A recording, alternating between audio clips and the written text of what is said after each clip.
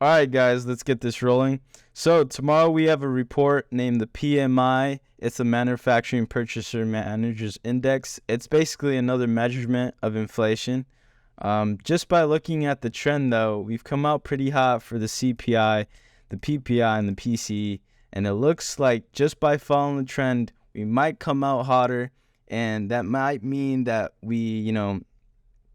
this whole consolidation period we've been going through for the past week might finally meet its determining end. So what does that mean for the charts? So if we look over at the charts today, we see that we've been consolidating at the 401 to 396. I believe after hours we broke to 394. But if we do come out hot tomorrow, I do believe we are going to test that 390 area.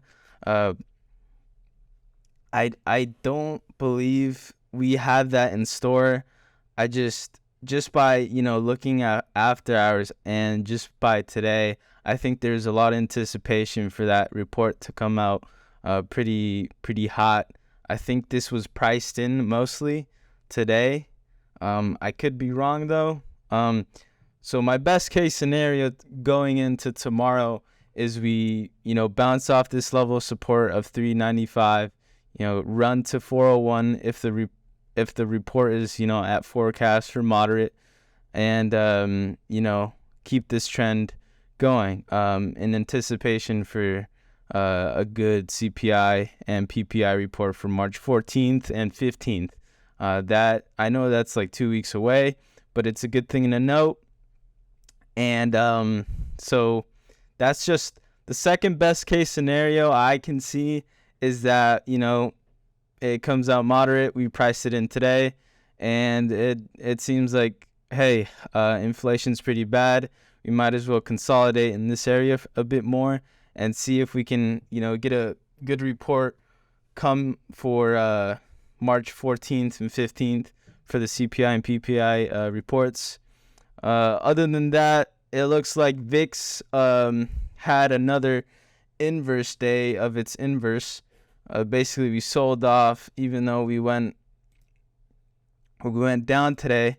So I mean, it could mean that VIX is slowing down its growth. If we do get a red day tomorrow, I will expect a lot of green coming into VIX, probably like a 6% day.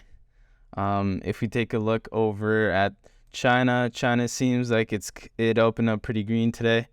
It looks to me that it might trend down possibly in these couple weeks or months to this line of support.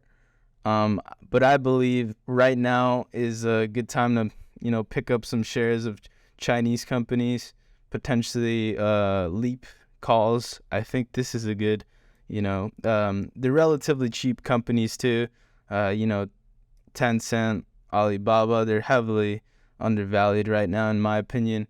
If we take a look at Lyft today, I know I told you guys to buy some calls on this, and I still think this is in the works, but it is taking its time. So that's why I told you guys to, buy calls, a couple months out, potentially at the 14 to 15 strike price. You can go as low as 12 to 13 if you want to be on the safe side, if you don't want Theta to chew your ass up. But right now, as we can see, the RSI is still pretty low, and it's not even at like fair value yet. So I think this is still a good undervalued play. I would still play this. It's a good opportunity to get some money for call side. And I think that will play in the near future.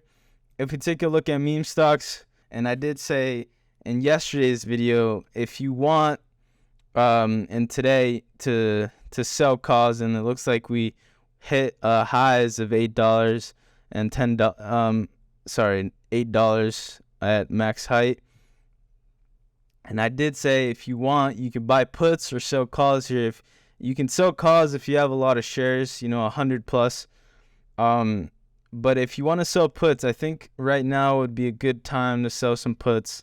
I think right now, AMC's a bit overvalued, as you can see on the RSI, And when that happens, it usually corrects and, burns a lot of value off. But I still think this is a really good put play. I would keep this on my watch list and see, where we could head to. As for other meme stocks, GME trended pretty flat today, and it seems like it's at a line of support. BBY seems like it's selling off a bit more. As I've said, this will probably try to break its low from January. Whether we get a bounce on this support line will be very telling, or if we just trickle down to possibly just $1, it'll also be very telling. But yeah, I still think you gotta wait on calls on this one. They are facing potential bankruptcy, so I would be wary on this stock in general. If we look at Lucid looks like it's going to fill that gap. It looks like it wants to fill that gap. This gap is from to $9 to basically $10. So yeah, that's a $1 move right there. That is around, if you map this out, this is around the 6% move. Yeah, I think if we can get either another consolidation day or another green day on the indexes, this will reflect positively on Lucid. But I would be wary here. We are at support. Whether we fill this gap, I would start considering put positions once we fill it. And then, you can go as low as $8 once we fill this gap. But yeah, this does seem poised for another run up. So yeah, something to keep in mind. And if you look at the powerhouses today, Apple, Google, Microsoft, all went pretty flat today, kind of boring. Tesla, on the other hand, it seems like it's gonna basically keep consolidating at these levels. It looks to be, just lightly trending here in this consolidation block. I do think tomorrow for Investor Day is going to be very telling for their, flagship models of, cheaper EV models, more cars they can sell. If they do miss expectations on what investors and, people in general want to see from this company, then I do think this will be bearish.